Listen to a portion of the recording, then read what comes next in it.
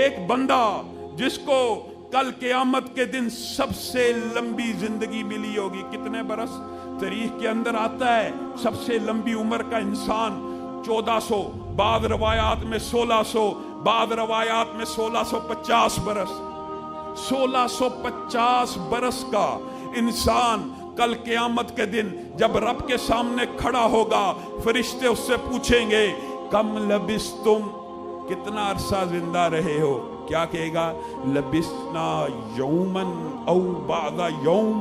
لوگوں 70 برس نہیں، 60 برس نہیں، 100 برس نہیں، 1600 برس اس دنیا میں زندہ رہنے والا جب اس کی آنکھوں کے سامنے پردہ کھل جائے گا، ایک دن کی طوالت دیکھے گا، جب عقل میں ٹھکانے آ جائے گی، جب فلسفے اور منطق کی ساری دیواریں گر جائیں گی، جب اس کو پتہ لگ جائے گا اف اب تو ارب سال، اب تو کھرب سال، اب تو 10 کھرب برس، اب تو زندگی ختم ہی نہیں ہونی۔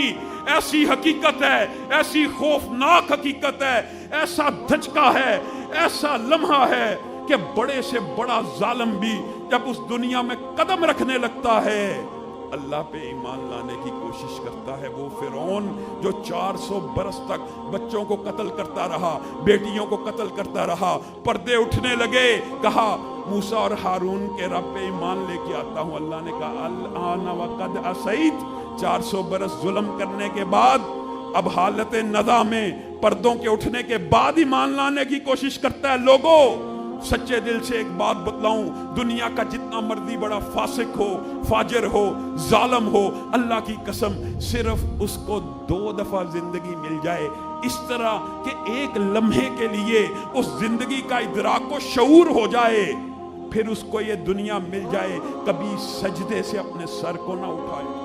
وہ بندہ جو 1600 برس کی زندگی پا کے گیا، ارب سال کی زندگی کی حقیقت کھلی، کیا کہے گا؟ لبسنا یومن او بعد یوم۔ اللہ اس زندگی کے سامنے وہ زندگی تو ایک دن بھی پورا نہیں تھا، وہ تو آدھا دن تھا۔ لم یلبسو، اللہ کہتا ہے الا عشیتن او ضحاہا، اور تم دن اور آدھے دن کی بات کرتے ہو۔ اللہ کہتا ہے چیخ اٹھیں گے، پکار اٹھیں گے، یہ زندگی اف، یہ زندگی جس کا ختم ہی کوئی نہیں، جس کا اختتام ہی کوئی نہیں، جس کا اینڈ ہی کوئی نہیں، جس کی اخیر ہی کوئی نہیں، اس کے مقابلے میں دنیا کی زندگی تو ایک پہر بھی نہیں، ایک ضحیٰ بھی نہیں، ایک عشیہ نہیں، نہ عشاء کا ایک لمحہ ہے، نہ دوپہر کا ایک لمحہ ہے، یہ تو ایک پہر بھی زندگی نہیں گزاری ہم نے۔ دنیا کی حقیقت انسان کے سامنے موت کے بعد آتی ہے۔ نبی کریم صلی اللہ علیہ وسلم آپ کو اور مجھے سمجھاتے دنیا سے چلے گئے، کیا کہا؟ اللہ کے نزدیک اس پوری دنیا کی حیثیت اگر مچھر کے ایک پر کے برابر بھی ہو، مچھر کے پر کے برابر۔ اللہ کون ہے؟ اللہ کا تعارف ہم نے سمجھا ہی نہیں۔ اللہ بہت بڑا ہے، یہ ایک الگ باب ہے۔ رب کہاں پہ ہے؟ اپنے عرش پہ ہے۔ عرش کتنا بڑا ہے، کرسی کتنی بڑی ہے، آسمان کتنے بڑے ہیں، یہ ایک لمبا چوڑا موضوع ہے۔ لیکن اس رب کے سامنے مچھر کا ایک پر کیا حیثیت رکھتا ہوگا؟ نبی کریم صلی اللہ علیہ وسلم ارشاد فرماتے ہیں اگر اللہ کے نزدیک اس دنیا کی حیثیت مچھر کے ایک پر کے برابر بھی ہو تو اللہ اپنا انکار کرنے والوں کو، اللہ اپنا کفر کرنے والوں کو، اللہ کو نہ ماننے والوں کو دنیا میں ایک گھونٹ پانی بھی نہ پلائے۔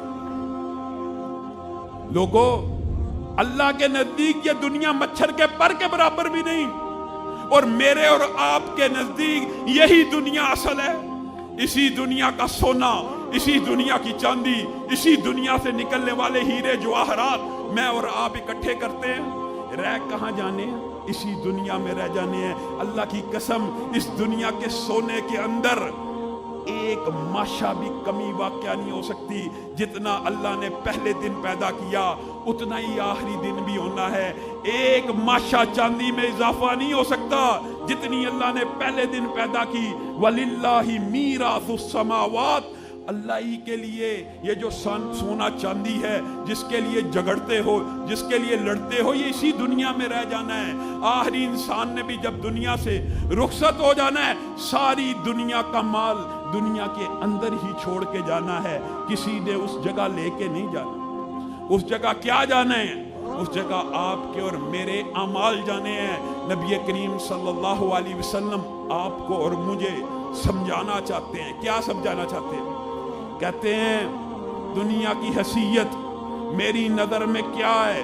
صحابہ کو یہ بات بتلانا چاہتے ہیں۔ ایک بکری کا بچہ پہاڑ کے اوپر مرا ہوا پڑا ہے، نبی کریم صلی اللہ علیہ وسلم نے فرمایا اس مردہ بکری کے بچے کی میرے صحابہ تمہاری نظر میں کیا وقت ہے، کیا اہمیت ہے، جس کے اندر سے بدبو آ رہی ہے، جس کے اندر سے سمیل آ رہی ہے، جو بالکل گل سڑ چکی ہے۔ صحابہ نے کہا یہ تو ہم میں سے کوئی 1 دینار کی بھی نہیں خریدے گا، 1 دینار کی بھی، 1 دینار کی بھی کوئی یہ بکری نہیں خریدے گا۔ وجہ کیا ہے؟ اس کی تو کھال بھی کام آنے والی نہیں۔ تو نبی کریم صلی اللہ علیہ وسلم نے فرمایا اللہ کی قسم، اللہ کے نزدیک اس پوری دنیا کی حیثیت اس بکری کے بچے کے برابر بھی نہیں۔ لوگوں، صحیح حدیث ہے، نبی کریم صلی اللہ علیہ وسلم نے ارشاد فرمایا اور اگر نیکی کرنی ہے تم نے اپنی جان کو آسان کرنا ہے، اپنے اوپر احسان کرنا ہے، کسی کے اوپر احسان نہیں کر رہے۔ نبی کریم صلی اللہ علیہ وسلم نے فرمایا دنیا کے سارے انسان کافر ہو جائیں، برے بن جائیں۔ کتنے برے؟ دنیا کے اندر جو سب سے بڑا بدبخت ہے، سارے کے سارے انسان اس جیسے ہو جائیں، اس جیسی نیچر کے، اس جیسے گناہگار، اتنے ہی گناہ کر لیں، اللہ کی بادشاہی میں رائی برابر کمی نہیں ہوتی۔ اللہ کی بادشاہی میں پوری دنیا گناہگار ہو جائے، رائی برابر کمی نہیں ہوتی۔ اور کسی مغالطے میں نہ رہنا۔ نیکیاں کرنے والوں، یہاں پر آ کے دین کی تعلیم حاصل کرنے والوں، دین کی تربیت لینے والوں، اپنی قبروں کو ٹھنڈا کر رہے ہو، اپنے لیے آسانی پیدا کر رہے ہو، اپنی آخرت سنوار رہے ہو، تم سب کتنے نیک ہو جاؤ۔ اللہ کے نبی نے کتنی عظیم بات کی ہے۔ ایک حدیث انسان کی زندگی کو بدل سکتی ہے۔ تم میں سے ہر انسان تم میں سے سب سے بڑے متقی کے جیسا ہو جائے۔ سب سے بڑا متقی انسانوں میں کون ہے؟ نبی کریم صلی اللہ علیہ وسلم ہے۔ نبی کریم آپ کو اور مجھے سمجھا رہے ہیں اگر تم سارے کے سارے انسان دنیا کے سب سے زیادہ متقی انسان جیسے بن جاؤ، نبی کریم صلی اللہ علیہ وسلم جیسے ہلاک ہو جائیں، اعمال ہو جائیں، سارے کے سارے انسان اتنے نیک ہو جائیں، اللہ کی بادشاہی میں رائی برابر بھی اضافہ نہیں ہوتا۔ لوگوں، ہم کس باغ کی مولی ہیں؟ ہم تھوڑی سی نیکی کر لے، ہم سمجھتے ہم نے کوئی بہت بڑا کام کر لیا۔ 8-8 10-10 گھنٹے 60-70 برس کی زندگی کے لیے محنت کرنے والوں، کیا کبھی سوچا ہے ارب ہا ارب سال، کھرب ہا کھرب سال کی زندگی گزارنے کے لیے ایک دن میں ہم 8 گھنٹے نہیں 16 گھنٹے محنت کرنی چاہیے؟ کم از کم دگنی محنت کریں۔ نہیں، دگنی بھی نہیں، 8 بھی نہیں کرتے ہم تو دنیا کے لیے جتنی محنت کرتے اتنی بھی نہیں کرتے۔ اللہ کا بھی مطالبہ نہیں، اللہ بھی تم سے یہ تقاضا نہیں کر رہا، اللہ بھی بہن بیٹیوں سے، میرے بھائیوں سے صرف یہ تقاضا کر رہا ہے کہ جب مؤذن حیا علی الصلاۃ کہے، حیا علی الفلاح کہے، پھر دکانوں کے شٹر گر جانے چاہیے، پھر کاروبار بند ہو جانے چاہیے۔ یہ رب کی پکار ہے، یہ رب کی آواز ہے، یہ فلاح کا رستہ ہے۔ پورے دن کے اندر با جماعت 5 نمازیں پڑھنی ہو، گھر سے آنے جانے کا سفر ملا لو، 1.5 سے 2 گھنٹے لگتے ہیں۔ 24 گھنٹے میں ارب سال کی زندگی کے لیے صرف 1.5 گھنٹہ محنت کر لو، اللہ 24 گھنٹے عبادت میں لکھ دے گا۔ اور بہنیں گھر میں آدھا گھنٹہ میں گارنٹی سے کہتا ہوں 40 منٹ لگتے ہوں گے، 5 نمازوں کو ادا کر لیں، 24 گھنٹے اللہ عبادت میں لکھ رہا ہے۔ اللہ اجر لکھنے میں کمی نہیں کرتا۔ سستی اور کمی تم میں اور مجھ میں ہے، صرف نماز کے باب کے اندر، اور نماز تو ایک بہت بڑی عبادت ہے، اس کے ایک جز کے حوالے سے اگرچہ موضوع سے اتنی مطابقت نہیں رکھتا لیکن بات آئی ہے تو کہہ دیتا ہوں، ابھی نماز نہیں پڑھتا، صرف وضو کرتا ہے، حدیث میں آتا ہے ہاتھ دھوئے ہاتھ کے گناہ معاف، ناک دھویا ناک کے گناہ معاف، چہرے کے گناہ معاف، منہ دھویا پلکوں کے، آنکھوں کے، کانوں کے گناہ معاف، جب پاؤں دھوتا ہے پورے جسم کے گناہ معاف ہو چکے ہوتے ہیں۔ اگر نماز کے مقدمے کے اندر سارے کے سارے گناہ معاف ہو گئے تو نماز میں تیرے رب کی رحمت کتنی ہوگی۔ ابھی نماز کے لیے گھر سے نکلا ہے، نبی کریم صلی اللہ علیہ وسلم نے ارشاد کیا ہے کہ اس کا سٹیٹس بدل گیا، اس کا رتبہ بدل گیا، اس کا مقام بدل گیا۔ اے آقا کیا مقام بدل گیا، کیا سٹیٹس بدل گیا؟ نبی کریم نے کہا وضو کر کے گھر سے نکلا ہے تو ایسے ہو گیا جیسے حج کے لیے احرام باندھنے والا ہو۔ چھوٹی بات ہے، اگر گھر سے نکل کر ابھی نماز کے لیے چلا ہے، اللہ اس کا سٹیٹس حالت احرام کا کر رہا ہے، مسجد میں جانے کے بعد اس کا سٹیٹس کیا ہو؟ بہن گھر میں وضو کر رہی ہے، اللہ اس کا سٹیٹس بدل رہا ہے، نماز ادا کرنے کے بعد کیا سٹیٹس ہوگا؟ یہ ایک لمبا چوڑا طویل مضمون ہے۔ نبی کریم صلی اللہ علیہ وسلم دنیا کی حقیقت تمہیں اور مجھے کیسے سمجھا رہے ہیں، اپنے صحابہ کو سمجھا رہے ہیں۔ نبی کریم ایک مرتبہ لیٹے ہوئے چہرے پہ چند نشان پڑ گئے، صحابہ کے دل کو چوٹ لگی، ہمارا بادشاہ ہے، ہمارا نبی ہے، ہمارا رسول ہے، والی بطحہ ہے، کائنات کا تاجدار ہے، چٹائی پہ لیٹا ہوا، کھجور سے بنی ہوئی صف پہ لیٹا ہوا، اٹھا ہے، چہرے پہ اس کے نشان پڑ چکے ہیں۔ آقا کوئی محملی بستر لایا جائے، آقا کوئی ریشم کا بستر بچھایا جائے۔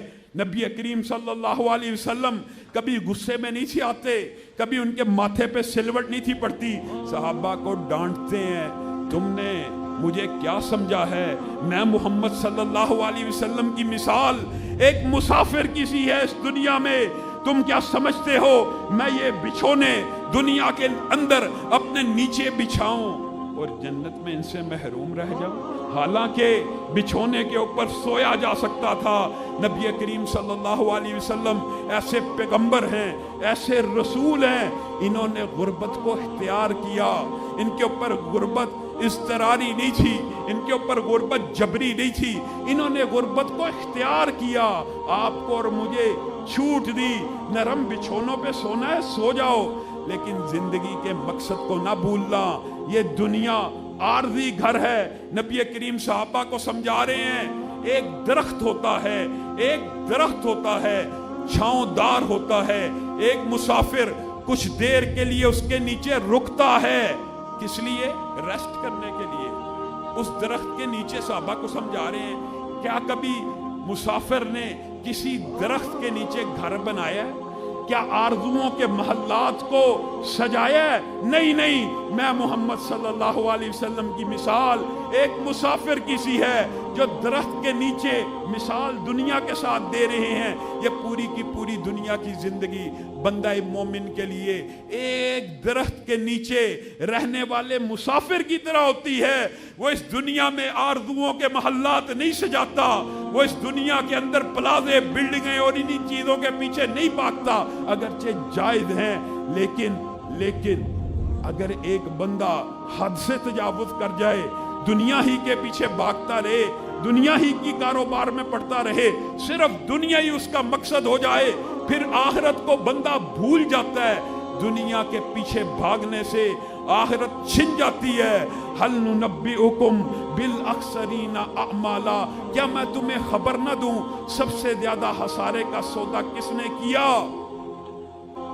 الذین ضل سعیہم فی الحیات الدنیا، یہ وہ لوگ ہیں جنہوں نے دنیا ہی کی زندگی کو اصل سمجھا، اسی کے لیے 8 گھنٹے، اسی کے لیے 10 گھنٹے محنت کی۔ وَهُمْ يَحْسَبُونَ أَنَّهُمْ يُحْسِنُونَ صُنْعًا، اور ان کے بیوی بچوں نے کہا، ان کے بیٹوں نے کہا، ان کے بھائیوں نے کہا، تم بڑا اچھا کام کرتے ہو، تم بڑا عمدہ کام کرتے ہو۔ انہوں نے تو یہ کہا کہ تم بڑا اچھا کام کرتے ہو، بڑا عمدہ کام کرتے ہو، دنیا کی ہر آسائش ہمیں دی ہے۔ اللہ کہتا ہے اگر یہ دنیا کے اندر مگن ہو کر آخرت کو بھول بیٹھا، فَلَا نُقِيمُ لَهُمْ يَوْمَ الْقِيَامَةِ وَزْنًا، ایسے لوگوں کا قیامت کے دن میں نامہ اعمال ہی نہیں تولوں گا۔